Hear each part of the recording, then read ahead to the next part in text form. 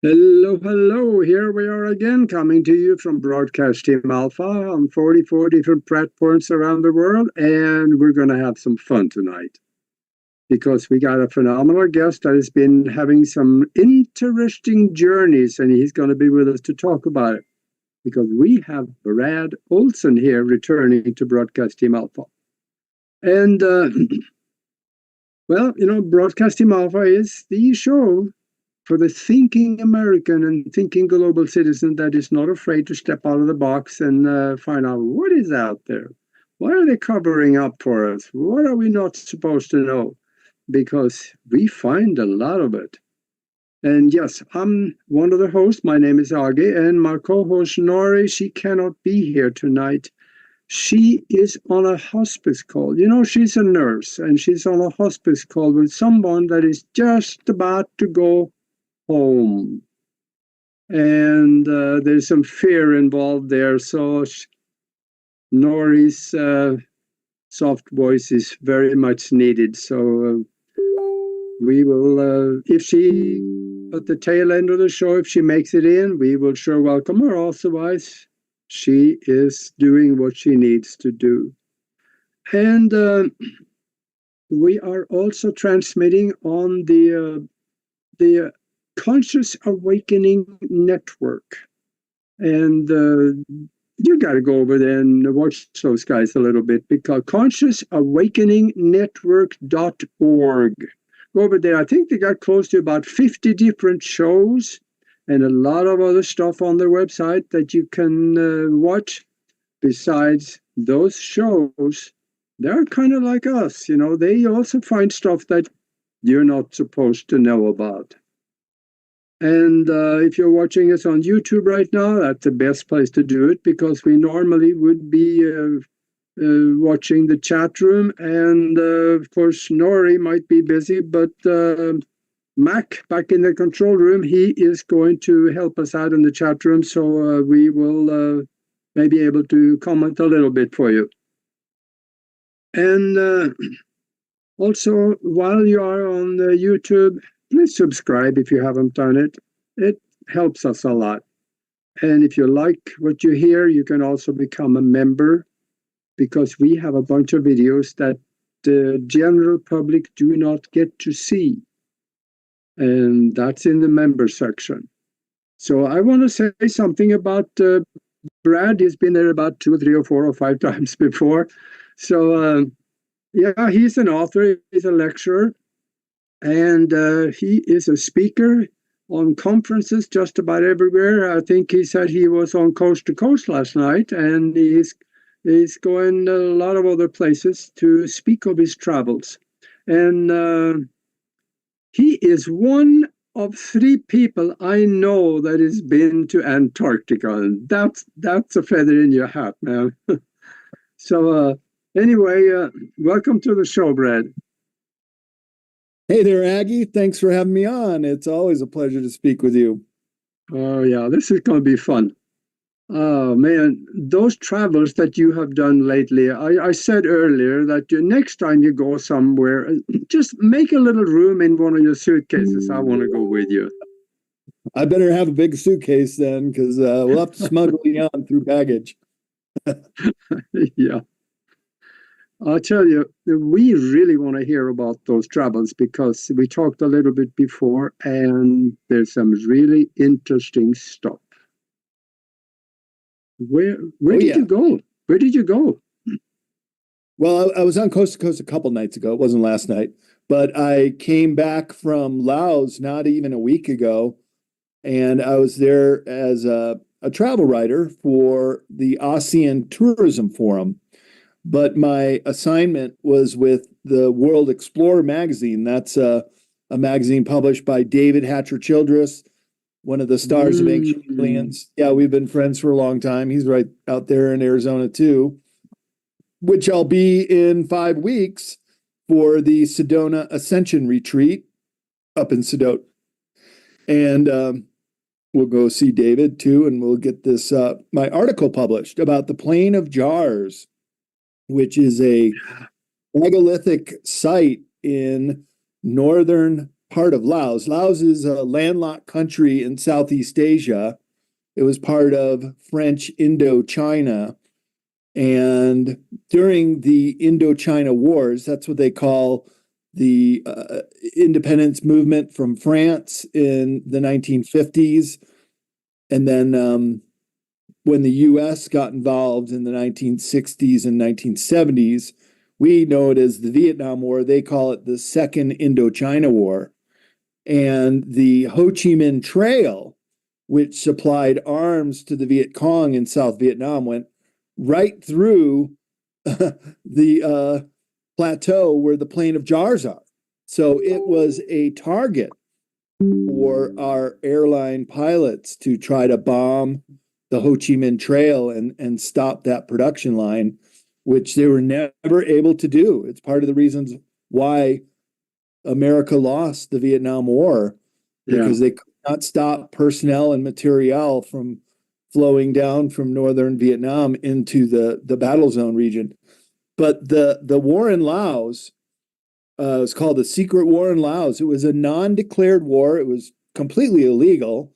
And the American people did not know about this bombing campaign, nor did Congress, for 6 years. So the bombing campaign started in 1964, pretty much right with the onset of American involvement in the Vietnam conflict, and went all the way until 1973. But the American public were not made aware of the bombing until 1970.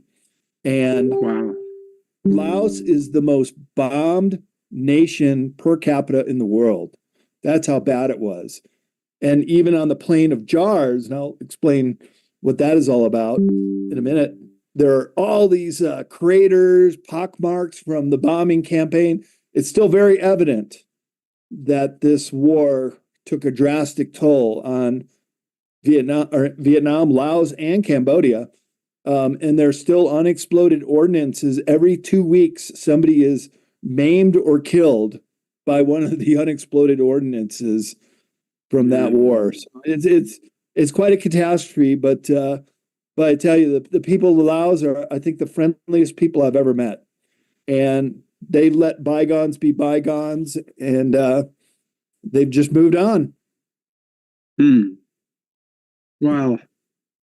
Is it that much damage still from that war? Really? Yeah. Gosh. And I saw it in Vietnam too when I was there in 1993. Big bomb craters, which are duck ponds. There were old derelict army tanks that you could climb on and lift the cannon and drop it. And it goes boing, boing, boing, boing, boing. Climb down in the Chu Chi tunnels, the whole network of underground tunnels. It's a museum now.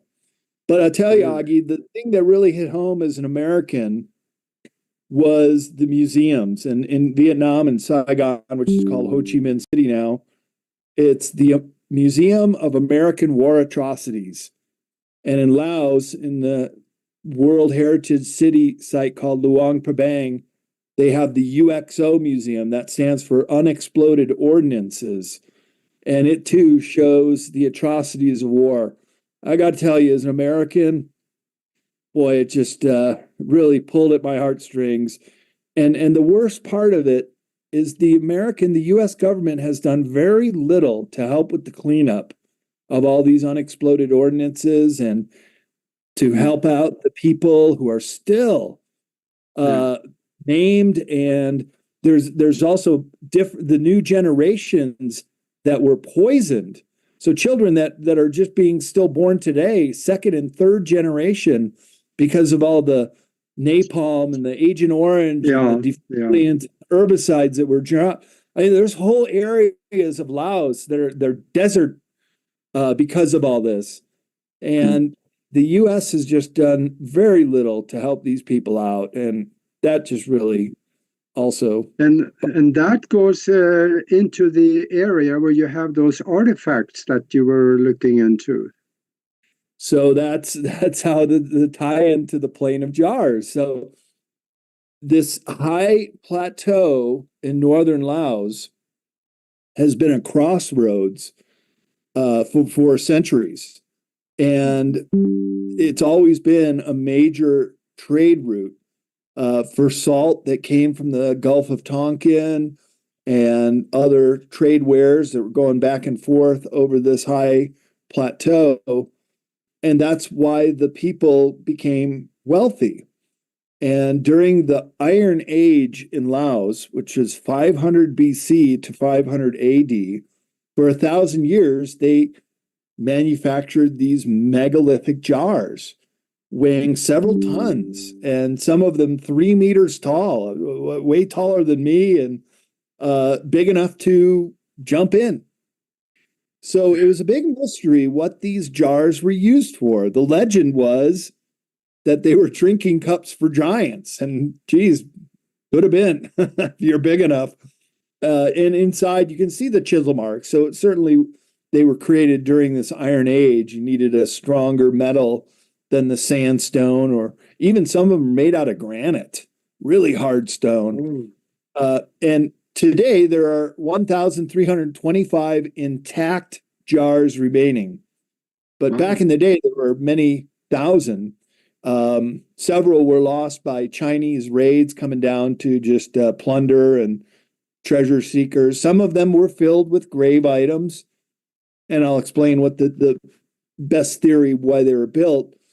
But many also of the jars were destroyed during the Second Indochina War, during the Vietnam War, the secret war on Laos, when they were bombing this area to try to take out the Ho Chi Minh Trail. And a couple direct hits just obliterated the jars or broke them in pieces and scattered them around. There are even bodies there from the Indochina Wars of soldiers who were just were killed in action. And during the French conflict in the 1950s, there was actual hand-to-hand combat on the Plain of Jars, and there are still trenches that are evident on the plain where the warfare took place, as well as bullet holes and shrapnel in some of the jars.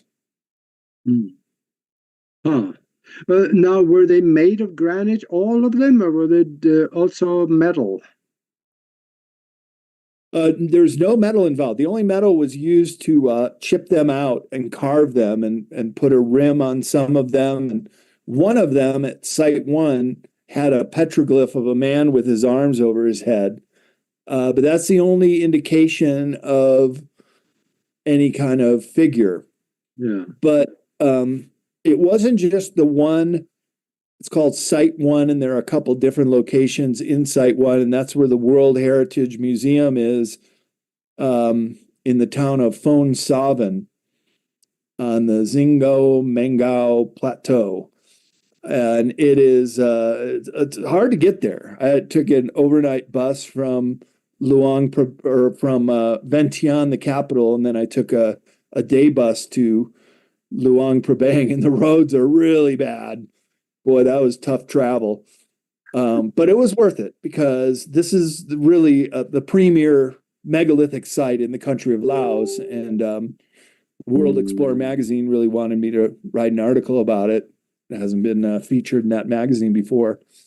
But these jars, so in the museum, and half the museum is devoted to this secret war in Laos, the two Indochina wars. The other half is devoted to the archaeological evidence about what they were created for.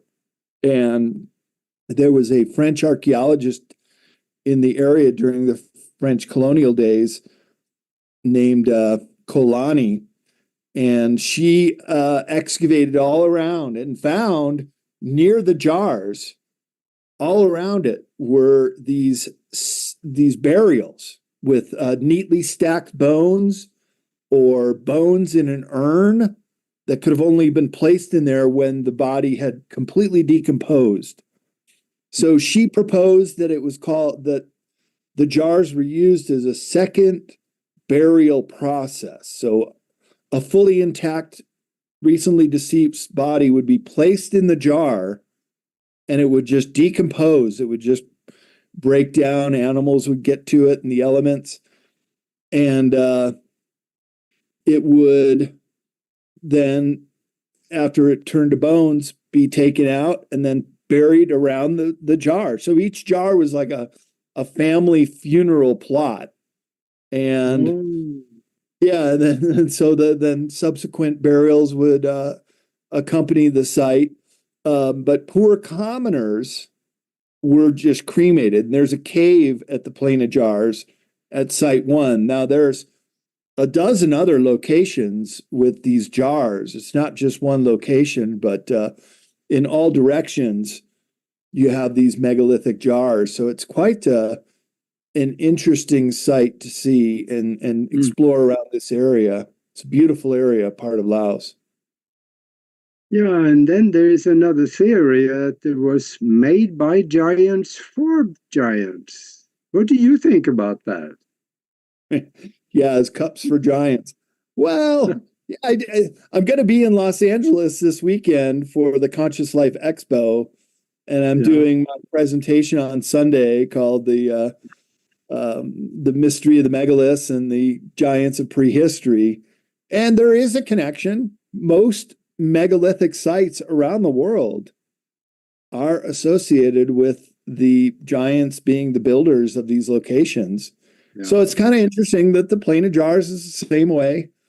It even tells the story in the museum, as well as being a haunted site. A lot of locals to this day try to avoid going there. They think it's the ancestral burial grounds, and it pretty much is. So basically, what the Plain of Jars is a big necropolis with hundreds and hundreds of people buried there around the jars and some of the cremations, and they were buried with funerary objects, beads and ironwares and pottery. So anytime you have burials with items, it shows that it's a very sophisticated culture. Yeah. To believe in the afterlife and leaving items with the dead, similar to the way the Egyptians did it. Yep. What about if I'm just theorizing here, and all I want to do is just to hear your comment. What if this actually was for giants thousands of years ago, and then the locals, 500 BC to 500 after, they found them and said, "Wait a minute, this could be used for a grave plot. So now we'll start using it for that." But what do you think? Well, that's the thing, Augie. You cannot carbon date megalithic stones. You can only determine the age based on the way that they were carved. And I saw the chip marks inside some of the jars, especially the ones that had been blown apart, and you could see the bottom of them. And but you can't carbon date. So you're right. They could have been older. They could have been used for different causes. And this is also a common characteristic in megalithic sites that subsequent generations, different cultures even, would use the foundation, for example, in the Peruvian city of Ollantaytambo, which Brian Forrester, the archaeologist who we were there with on a tour 5 years ago, before I went down to Antarctica, he said that Ollantaytambo is the oldest continuously inhabited site in the world.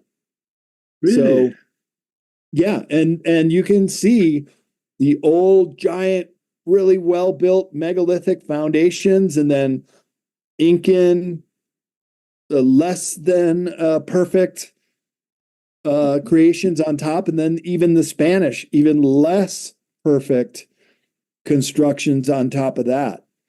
So it's almost like the whole art of building in megalithic stone degraded or devolved over time, and the best examples are the oldest examples.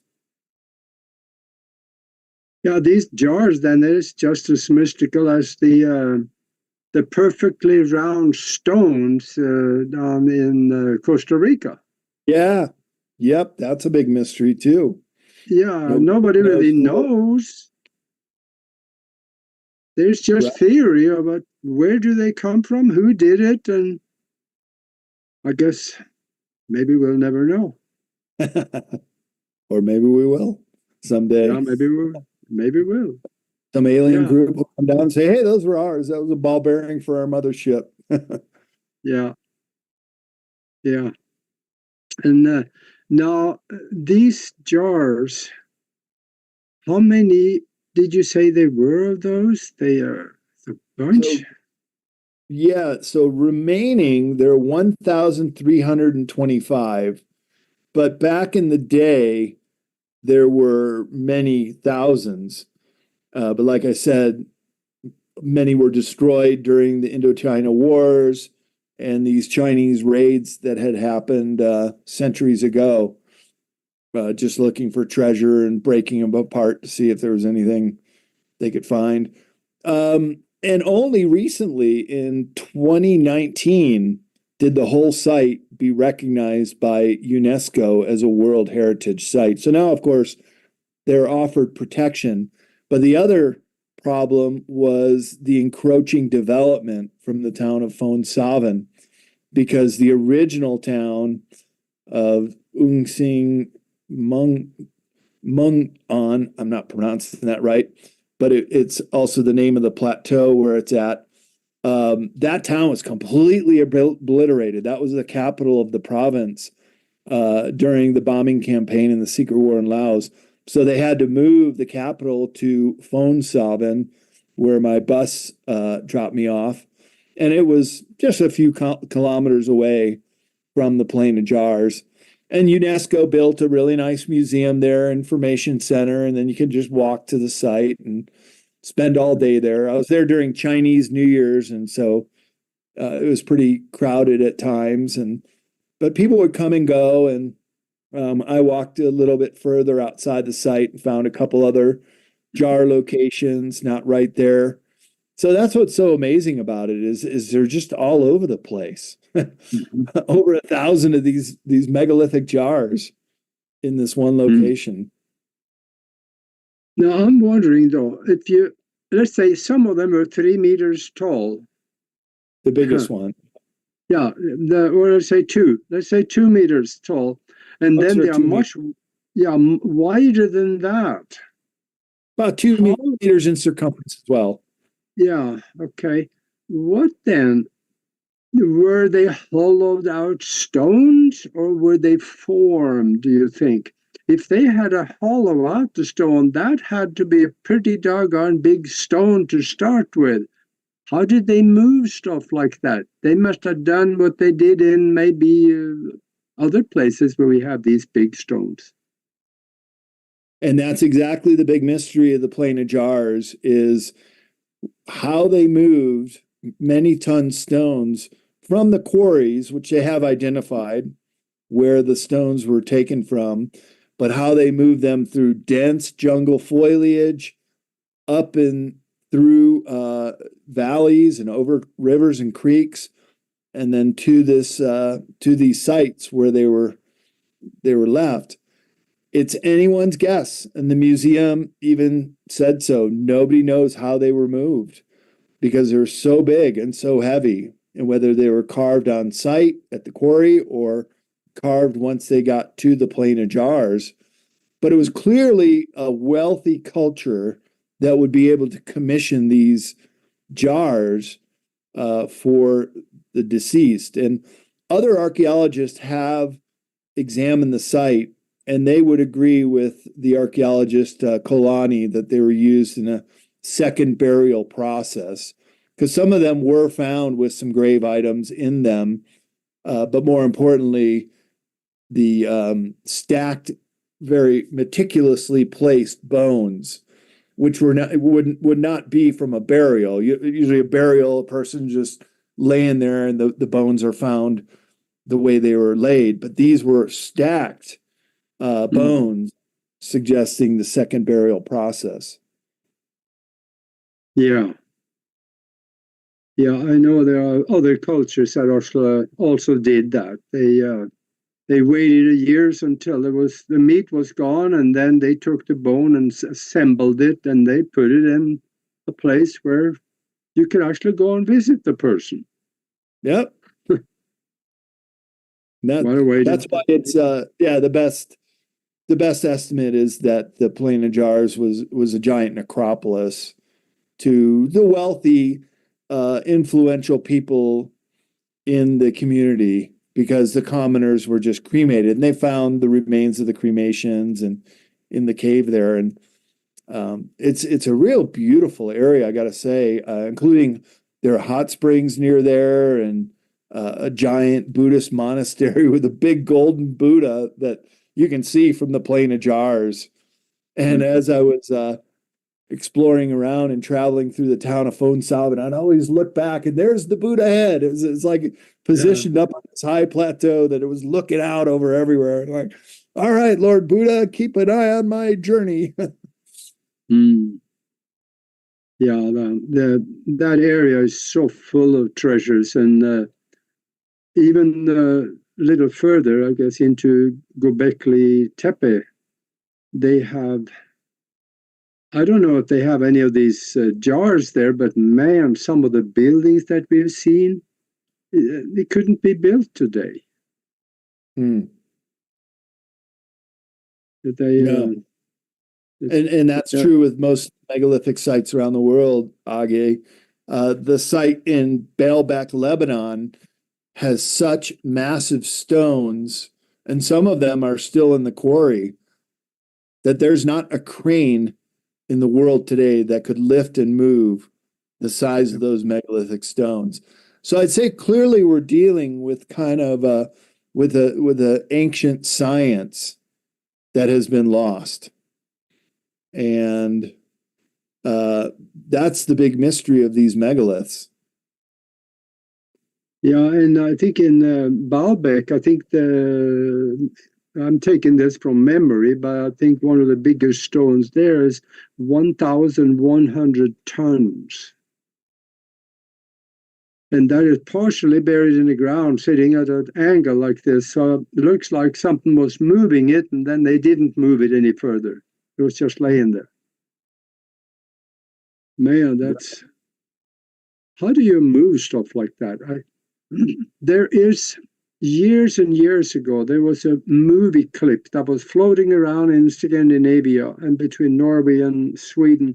There was a Swedish explorer that went to Tibet, and they had a stone, a flat stone, they wanted to move from the ground all the way up into a shelf up in the mountain there. It was just kind of straight up, was a little forward.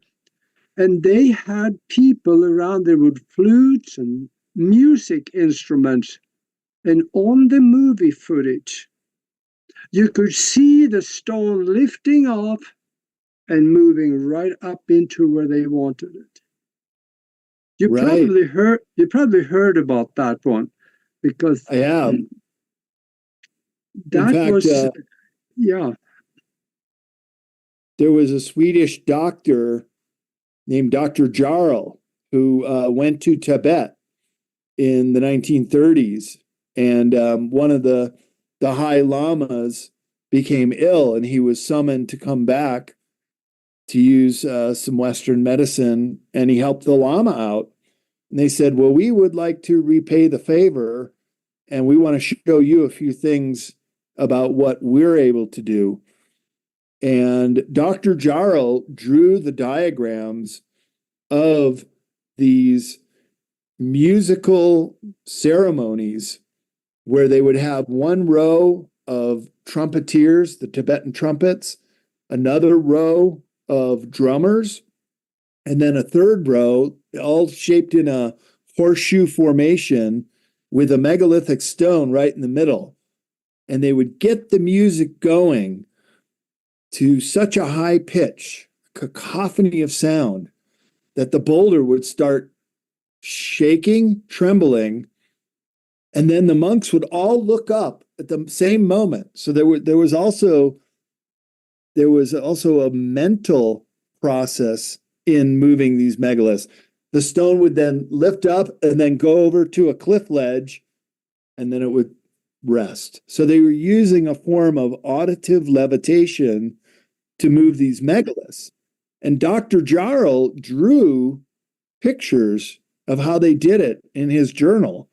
And I've reproduced those pictures in my book, Future Esoteric, in Mm-hmm. the Lost Sciences chapter, describing how they did it. And it's quite amazing that there was this lost science. And I do believe that's how most of these megalithic structures were moved, was a form of auditive levitation that could render these very heavy stones weightless.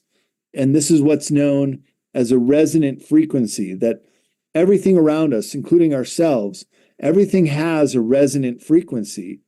And if you are able to match that resonant frequency, you can alter matter. So a good example Yeah. is how an opera singer can shatter a wine glass with their voice. Yeah. That's just frequency and Yeah. auditive changes to a material item. Yeah, that's phenomenal. And when you think about that 1,100 ton stone, I'm not so sure if it makes any difference how big or how heavy the stone is. If it is subjected to this high-pitched sound, it may work on any stone. So maybe that's how they moved them at Baalbek too. Yeah. Yep. I would say it's really the only logical explanation, because we don't even have a crane in the world today that could move those blocks. Well, how'd they move them and place them precisely on top of other megalithic blocks with other megalithic blocks on top of them? So the mystery just continues to unfold. And of course, in Peru, they're just everywhere. It's the densest collection of megalithic ruins in the world. And the Sacred Valley of Peru is just chock full of them. We're driving up to go see the site above Cuzco called Sacsayhuaman. And on the road up, there's a couple megalithic sites, and people don't even bat an eye. You don't even see people there. You take one of those sites that nobody really pays much attention to, and you put it, say, in North America, it would be the biggest national park for miles around. Because there's so many of them. It's just quite amazing. So there had to have been a high-tech culture that once existed in these locations with this technology to do it. And I would say that it was a world culture, and they were sharing their information and their knowledge, because so many of these megaliths, as well as some of the giants, are very similar in different locations. And by giants, I mean these elongated skulls that have been found around the world. And incidentally, many of them were buried at, around, or near the megalithic sites. So it kind of shows that they were the ones that constructed them. Could very well be, and maybe even bigger ones too. And what do you think? There's another school of thought on the stone walls in South America and Central America, when they have the really oddball shapes to some of these stones, but they fit together perfect. Oh yeah. What if they had a way to make the stones soft by sound, so that they can fit them together closer? Because you couldn't even put a hair or a credit card between those stones. Still to this day, we tried. And I was on this trip 5 years ago with Nassim Haramein, and he is this physicist who's making really great strides in the new physics science. And he was explaining how they were doing experiments in a laboratory using a process called cold plasma. And they were able to, as you described, soften the stone, not melt it, not liquefy it, but just soften it enough. And indeed, when you look at some of these megaliths, how these incredible angles, some at a V angle, and every block is perfectly fitted together, and you can't even put a piece of paper in there. And they also have these knobs that come out at the bottom.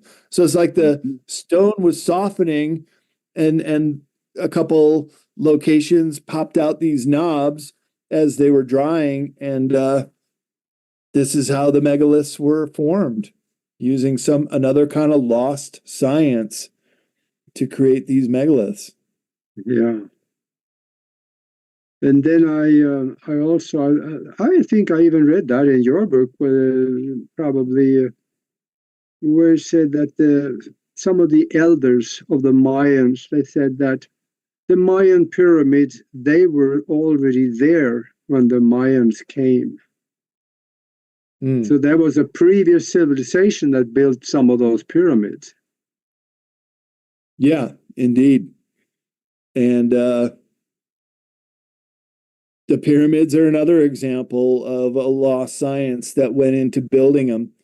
You know, about 2 decades ago, the Japanese tried to build a much smaller scale version of the Great Pyramid of Egypt, and they failed miserably. They couldn't even complete it. And that's using modern cranes and building techniques and stone cutting tools. And they couldn't even complete it. It was so hard. So it just goes to show that the more you look into these megalithic sites and the science and technology that went into building them, the more of a mystery they really become. Mm. Yeah, it's amazing what they have covered up for us. Because one good thing, though, when it comes to giants, is that a few years ago, the Smithsonian Institute was sued, and they ended up in the Supreme Court. And the suit was all about that they have hidden away giant skeletons and destroyed giant skeletons. So the Supreme Court ordered them that if you write to the Supreme Court, the museum, they will have to give you the records of certain, whichever one you ask for, of the giant skeletons. Because, I mean, 100 years ago, 120 years ago, the newspapers had articles about giant 10-foot, 12-foot tall giants that were found. But Smithsonian came and took them to take care, make sure that they are safe. Sure. But we can't write to Smithsonian and get some of that information. No, we can't. In my book, Beyond Esoteric, I have a chapter called the human origins that have been kept from the human race, suppressed human origins chapter. And in it, I write about a dig that took place at Lake Delavan, Wisconsin, not too far away from where I grew up. There's these beautiful lakes in southern Wisconsin that were all carved in the last Wisconsin glaciation period. And in some of them are found these remains of giants. So this team of scientists, true archaeologists, came out from Beloit College, southern Wisconsin, and they were doing a totally professional dig in the 1930s. And it started to make local headlines. And then it finally got to New York Times and other larger outlets that these giants were being uncovered at Lake Delavan. Well, then the Smithsonian Institute came out and kind of like the FBI flipping their card and saying, "Oh, we'll take over here. We outrank you guys." And they said, "Well, hold on a minute. Now, we've done a lot of work here. We are very vested into this dig. We want to know what the findings are." So, yeah, we'll tell you. We're just gonna take your bones and grave artifacts and take them back to Washington, D.C. with us, and we'll let you know. So the archaeologist followed up, and lo and behold, I say, "We don't know what you're talking about. We don't have any giant bones here. They don't exist." So this is known as Smithsonian Gate, that they will actively take the bones and the artifacts and just dump them in the Atlantic Ocean. And there are many different stories of that happening. Yeah. That's almost criminal. Yeah, almost. No, it is criminal. Yeah, I think so. But there's, these giants, there's talk about the German giants. That actually was the front line of the Roman war machine, sometimes in their scrimmages. And what you also see that there are giants all over the place. You have them in talk of them in China, in the Middle East, and South America, and they must have been a very large race of those giants.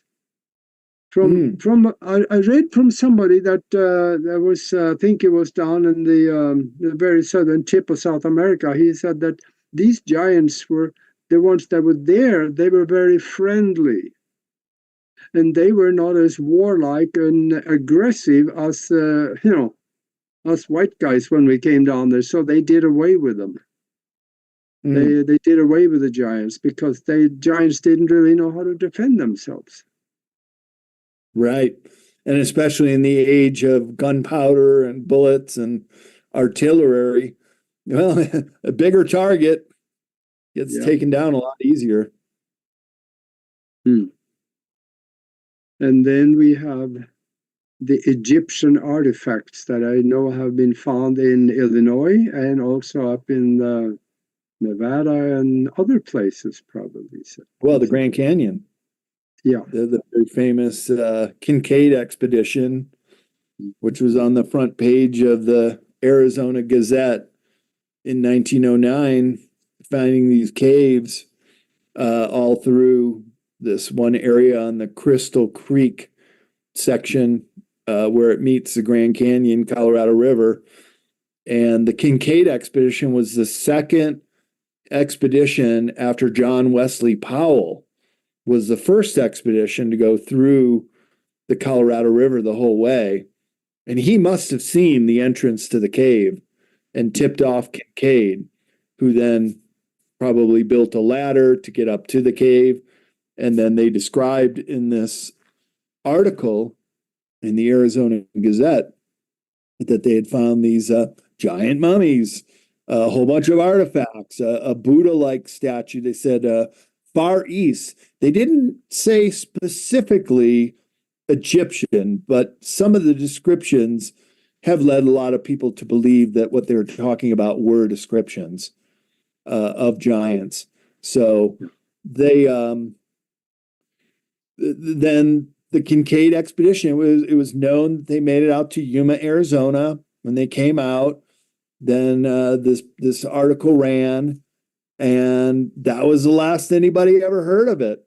Now, there's some researchers who've gone out there, and we're still on the lookout for any kind of entrance or cave into this system, which is on the north rim, about midway through the Grand Canyon. I know pretty accurately where it's located. And I did a 21 trip raft voyage down the Grand Canyon. It's quite a fascinating excursion, but of course we weren't allowed to go and do the side trips that I would have liked to have done. Yeah.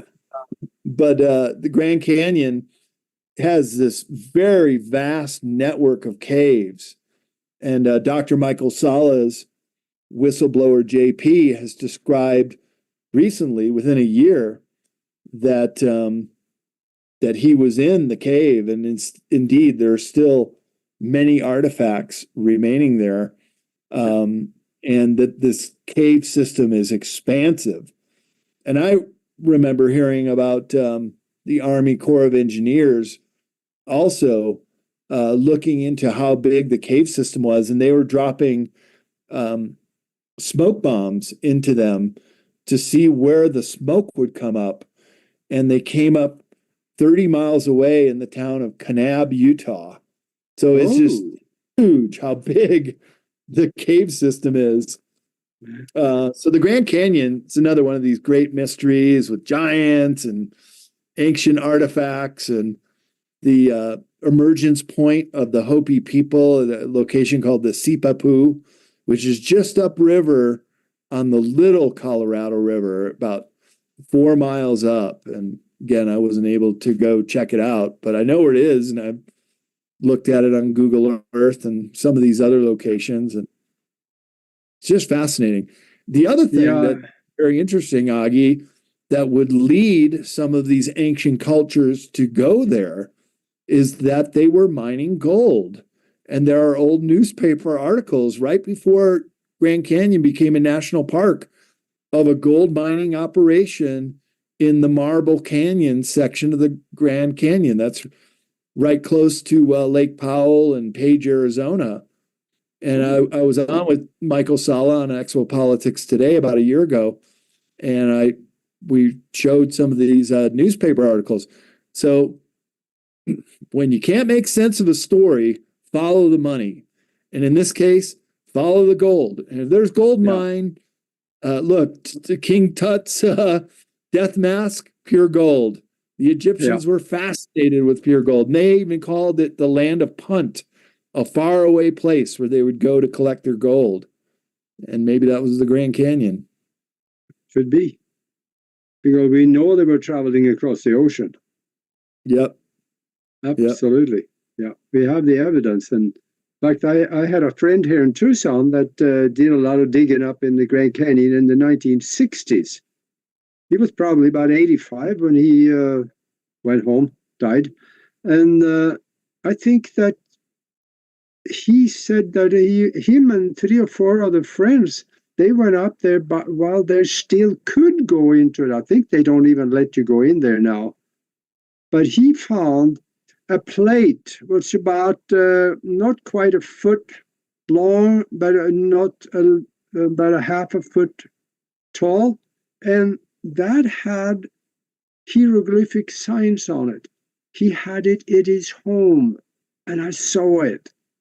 So I know there is stuff up there that was originated probably in Egypt or was created here on the basis of the language that they used over there in Egypt. Yep. Thousands of years ago. Thousands of years ago. So my talk at the Conscious Life Expo this weekend, I show slides from ancient Egypt, and you'd be amazed how many hieroglyphs and pictographic panels show the giants living among puny little humans. The humans were their servants. And isn't it interesting, the word Lord, how we hear the word Lord so much still to this day, that God is the Lord. We've got landlords in England. They have the House of Lords. Just these overlords that are controlling all of us little puny humans. I think the word Lord is a throwback from when the giants once controlled the world. Do you remember that the World Bank whistleblower named Karen Hudez? She years ago, she passed away in October 2022. But her whistleblowing testimony of the world of elite banking, she said that there were 2 systems in banking, and the system that really calls the shots was a different kind of human. That there were these elongated, giant-like beings that live here on Earth, and they don't want to be known. They don't want to be seen. They're these very elite families. So I would propose that there is still a lineage of some of these elongated giants that live amongst us to this day. In fact, I'll show photos of it in my presentation of leaked photos of elongated. Even the Rothschilds, Jacob Rothschild is an elongated skull. He's got a big, huge cavity right in the back of his head. And here's the thing with elongated skulls. You can't do cranial deformation. You cannot wrap a skull and increase the brain size. You can't do it. You can move what you have around, but you cannot increase the size of the brain. Besides, those skulls, which are on display in Peru, there's a whole museum with a dozen or more of them in Paracas, Peru. And we went to a museum in the Sacred Valley that had a giant on display, a giant skull, whose head was as big as the body. It was an adolescent. Wow. They don't have a central suture, the crack in the middle of our forehead. Their eye sockets are 30% bigger. And the entry point of the spine is also 30% bigger. So it would stand to reason. Bigger head, bigger body, bigger being. They're very human-like, but they're not human. And so this is why this is an esoteric subject. This is why we didn't learn about this in history, because they don't want the lords to be known, the real rulers. But it's written about in the Bible, the Anunnaki and the Nephilim, that mated with earth women and had these hybridized offspring, which I think are these offspring of the giants. We know the Anunnaki were a lot taller. Mm-hmm. I'm not so sure exactly how tall, but probably 10 to 12 foot tall. Probably. From what it looks like on the old carvings, you know. Yeah. Well, gosh, I don't know. Now, let us, before we get too far close to the end here, let us know also where we can find your books and what you're going to do with your lectures coming up. Yeah, sure. If you want to find out my conference schedule, I'm speaking about a dozen different conferences confirmed. Go to bradolsen.com and it's right there on the top. You can click on the link to my conference schedule and see where I'm going to be.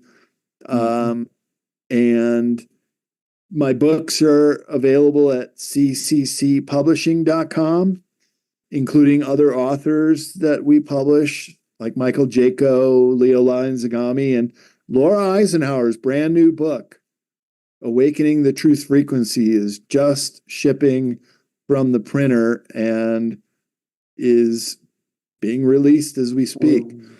So I love working in the publishing field and get involved with some really great projects. And I'm going to come out with a second edition to Beyond Esoteric. And my other books are there too. So if anybody wants a signed copy of one of my books, that cccpublishing.com is the place to go for that. But all our books are distributed nationwide. You can find them in independent bookstores or on that online retailer named after a South American river. Have you thought about any other languages for the books?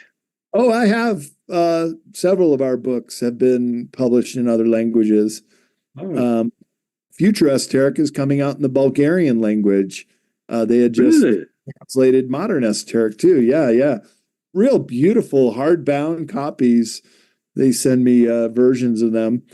And other authors, Leo Zagami, Invisible Master book got republished in Bulgarian, and Lon Milo Duquette in several languages, and some of mine in other languages too. So yeah, they come along, and they usually contact me. I've tried on several occasions to reach foreign publishers, but it's much easier when they come to you.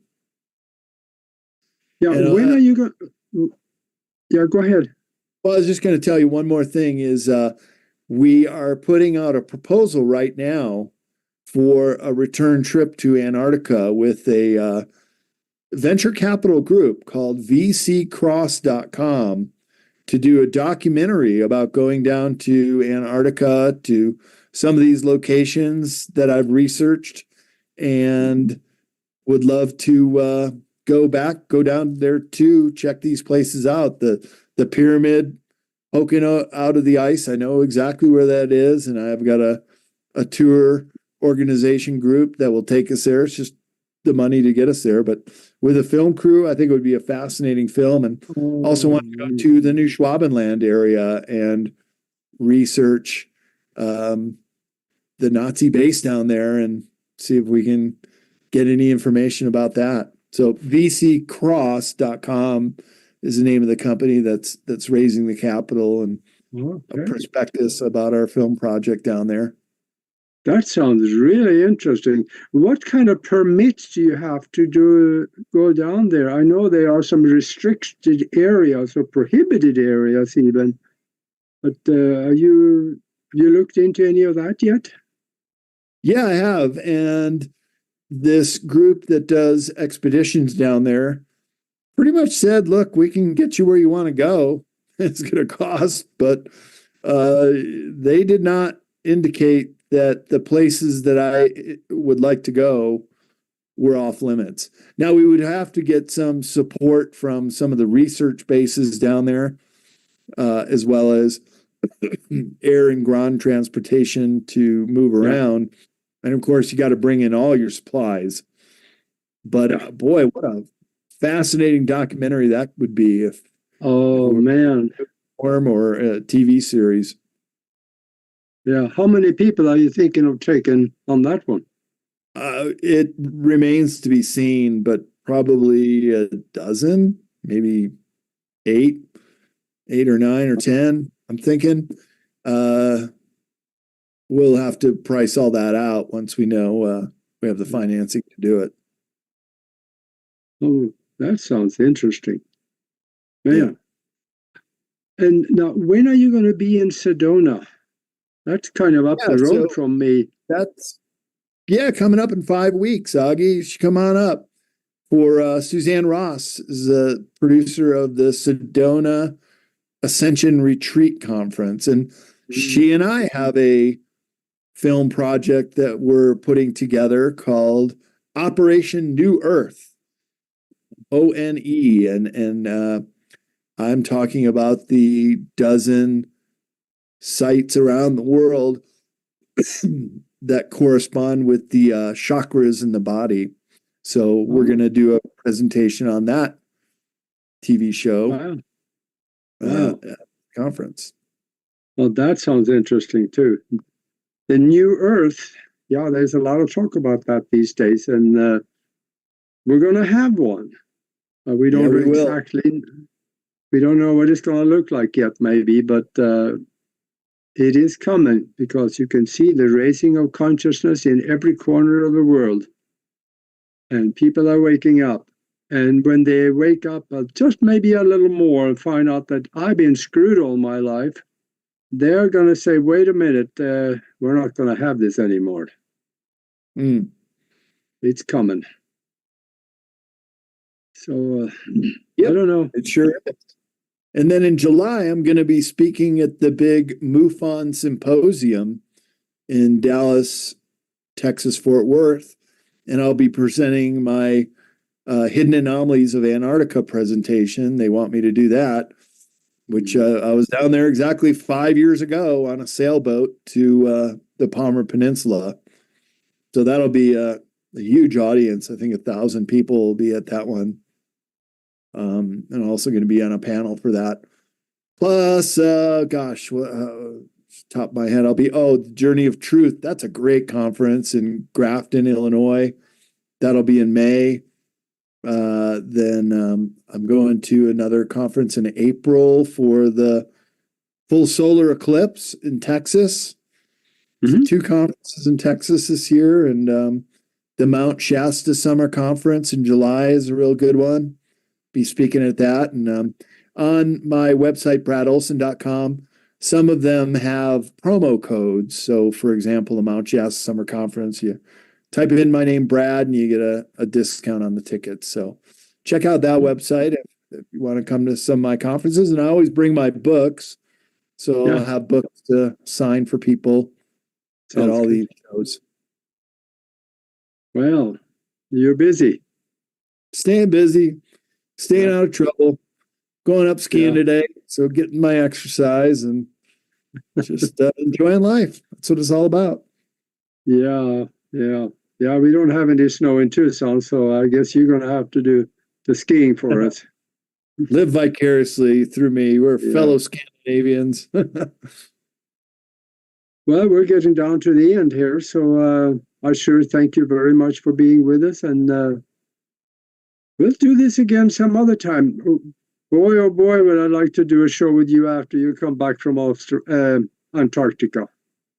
Well, that's probably a couple years off at the very least. So, but we'll talk again before then, I'm sure. And it's always a pleasure to speak with you, Augie. Thanks for having me on again. Thank you very much for being with us. And for all of you out there listening, we'll be back next week with another great show for you. And in the meantime, be good to each other.